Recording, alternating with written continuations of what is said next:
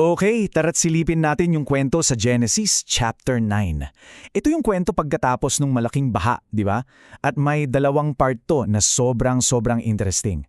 Una, yung isang pangako na nagbigay asa sa buong mundo. Tapos yung pangalawa, isang sumpa na sumira naman sa isang pamilya. So paano nga ba talaga nagsimula ulit ang lahat? Isipin nyo to, kakatapos lang ng baha na halos tumapos sa lahat. Ikaw at yung pamilya mo na lang ang natitira. So paano kayo magsisimula ulit? Ano yung mga bagong rules, yung mga bagong patakaran para mabuhay sa isang bagong mundo? Yan ang una nating aalamin. So sa simula ng bagong mundo, binigyan ng Diyos si Noe at ang kanyang pamilya ng mga bagong utos. Kumbaga, ito na yung magiging pundasyon ng kanilang bagong lipunan.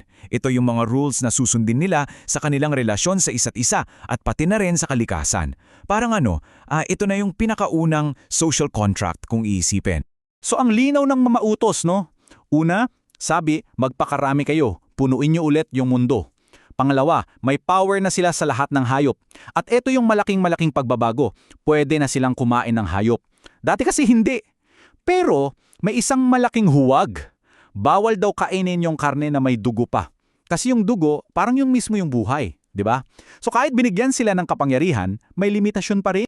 At dito, in-establish yung isa sa pinakamabigat na batas, buhay para sa buhay.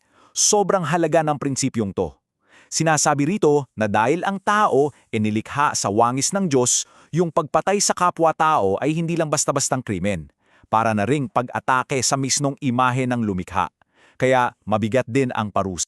Ngayon, bukod sa mga bagong batas, mayroon ding isang napakalaking pangako na binitawan. Hindi ito utos kundi isang kasunduan. Ito yung tinatawag na tipan ng bahaghari. Isang pangako na ang goal, alisin yung takot. Yung takot na baka maulit pa yung nangyaring dilubyo. At eto yung maganda, yung pangako hindi lang para sa mga tao. Kasama lahat ng may buhay, bawat hayop, bawat ibon, lahat ng nilalang nakasama si Noe sa arko. Ibig sabihin, yung pangangalaga para sa lahat. Isang universal na kasunduan para sa lahat-lahat dito sa mundo. Ito yung pinakasentro ng pangako. Hinding-hindi na muling lilipunin ang lahat ng buhay sa pamamagitan ng baha. Isang absolutong garantiya na hindi na mauulit ang ganoong klaseng sakuna. Isipin niyo na lang yung bigat niyan para sa mga nakaligtas. Di ba? Parang sinasabi sa'yo, okay na, hindi na mauulit yon. Isang pangako ng katatagan. Pero syempre, paano mo masisiguro na ang isang ganyang kalaking pangako ay hindi makakalimutan? Kailangan ng palatandaan, di ba? Isang bagay na nakikita, isang pisikal na simbolo na magpapaalala sa lahat sa tuwing titingin sila sa langit. At yun na nga, ang tandang yon ay ang bahaghari. Isang bagay na pamilyar sa atin. Sa tuwing lilitaw daw yan sa ulap pagkatapos ng ulan, ayon sa teksto, magiging paalala yan ng walang hanggang tipan. Ang galing no? Galing sa tubig na simbolo ng dilubyo, lumabas ang simbolo ng pag-asa.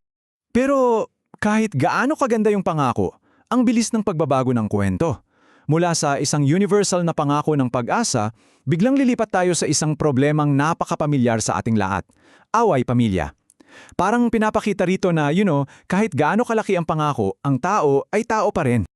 At nagsimula ang lahat sa isang simpleng bagay. Nagtanim si Noe ng ubasan. Actually, siya raw ang unang winemaker sa kwento. Pero yung naging bunga nito, hindi lang alak. Nagdulot ito ng isang insidente na susubok sa dangal ng isang ama at sa paggalang ng kanyang mga anak. So, ito ang nangyari. Uminom ng alak si Noe, nalasing, at naiwang hubad sa loob ng tent niya. Isang sandali ng kahinaan. Tapos, nakita to ng anak niyang si Ham. At imbes na tulungan yung tatay niya o bigyan ng dangal, ang unang ginawa niya, ipinagsabi pa sa mga kapatid niya. Dito talaga makikita yung agwat ng ugali ng magkakapatid, no? Si Ham parang walang respeto. Nakita na ngang nasa alanganing sitwasyon yung tatay niya, pinagkalat pa. Pero yung dalawa, sina Sem at Japhet, iba yung diskarte. Sobrang marespeto. Kumuha sila ng damit tapos ang galing ng ginawa nila, naglakad sila ng patalikod para lang hindi nila masilayan yung kahubaran ng tatay nila habang tinatakpan siya. Ibang klase yung pagpapakita nila ng dangal. So nung nagising si Noe at nalaman niya yung buong pangyayari, hindi lang yung ginawa ni Ham, kundi pati yung ginawa ni na Sem at Japheth, ang naging reaksyon niya ay hindi lang pasasalamat. Nagbitaw siya ng isang sumpa na magkakaroon ng napakalawak na epekto sa lahi niya. Nakatutok yung galit ni Noe sa ginawa ng anak niyang si Ham. Kasi sa kultura nila noon, yung makita mo yung kahubaran ng iyong ama, parang matinding kawalang galang yun eh. Pero ang nakakagulat at ito yung pinag-iisipan ng marami, hindi si Ham ang direktang isumpa. Sa halip na si Ham, yung anak niyang si Canaan ang isinumpa. Sumpain si Canaan, sabi niya. Hinulaan niya na si Canaan daw ay magiging pinakamababang alipin ng kanyang mga kapatid at mga tiyuhin. Grabe no, isang sumpa na hindi lang para sa isang tao, kundi para sa isang buong angkan. Parang itinakda na agad ang kapalaran nila. At pagkatapos ng mabigat na sumpa kay Canaan, bumaling naman si Noe sa dalawa niyang anak na nagpakita ng respeto. Sa kanila, hindi sumpa, kundi mga pagpapala at mga hula naman tungkol sa kanilang kinabukasan. So dito, kitang-kita yung tatlong magkakaibang tadhana para sa mga anak ni Noe.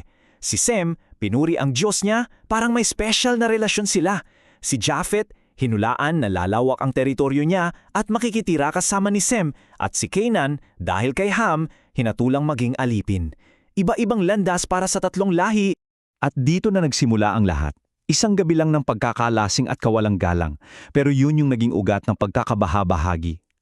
Ayon sa kwento, dito nagsimula yung paghihiwalay-hiwalay ng mga lahi na sa mga susunod na kabanata, huhubog sa mga bansa at sa kanilang relasyon sa isa't isa. Kaya iniiwan tayo ng kwentong ito na may malaking tanong, di ba? Nagsimula sa isang napakagandang pangako ng pagkakaisa sa ilalim ng bahagahari, isang pangako para sa lahat, pero nagtapos sa isang pamilyang wasak dahil sa isang pagkakamali at isang sumpa. Ano kaya ang sinasabi nito tungkol sa mga bagong simula? Nagaano man kalaki ang pangako, sapat ba yon para malampasan ang kahinaan at hidwaan nating mga tao?